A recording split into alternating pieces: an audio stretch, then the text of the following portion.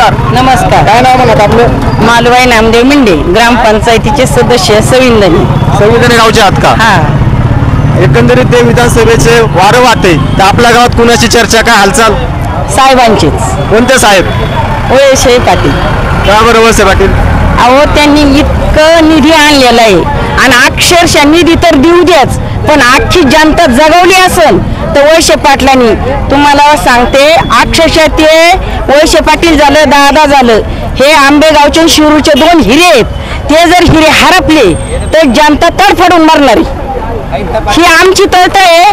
आम्ही मातीची कामं केल्यात, फार घाम गळस्तवर फार 5 रुपये रोजानी केल्यात. आणि जेव्हा वळसे पाटील सत्तेत आले, पाणी झालं आणि अगदी आनंदी आनंद झाला. आमच्या गावात कॅमेरा आलो, तिथं बंगले झाले. हेच आम्हाला खूप आनंद आहे. या ठिकाणी पूर्वी शेतीला पाण्याची कशी परिस्थिती होती? आमचं हांड पायपावर नेले, 2-3 पाईप जोडायचे, न्यायचे. पायपावर हांडे भरायला गेलो ना तर ज्याची वारी आहे ते फेकून द्यायचं. आता काल आमच्या बारीत भरायचं नाही पाणी. आणि आता एकंदरीत कशी पाण्याची परिस्थिती? आता पाण्यातूनच चालतोय आम्ही.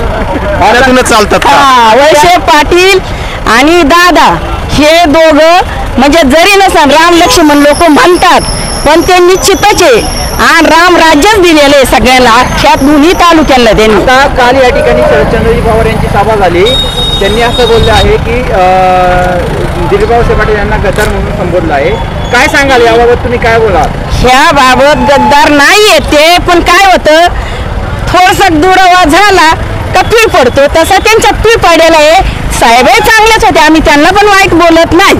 आम्ही नारळ फोडाय पाटाचा आम्ही स्वतः नारळ फोडून कामं केलेली आहेत. साहेब पण चांगलेच होते, वळसे पाटील पण चांगलेच आहेत, पण त्यांच्यात काय दुरावा निर्माण झालाय पांडुरंगाला ठाऊक.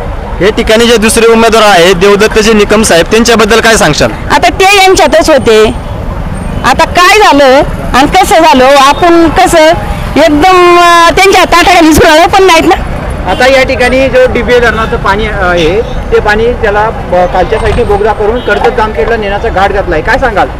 आता ते असं वाटतंय, आमची इकडं जेवढी गावं आहेत ना तिकडे जर गेलं बोगद्यातलं पाणी तर तडफडून जातील. नाही, आम्हाला पहिले दिवस येतील आणि ते नको आहेत आम्हाला. पहिले दिवस आम्ही भोगल्यात आणि इतकं कष्ट केल्यात, त्याच्यामुळे आता आमची पिढी अर्धी कष्टात गेली. आमच्या मुलांचं, आमच्या नातवांचं चांगलं व्हावं पाटील आल्यावर, एवढीच आमची इच्छा आहे.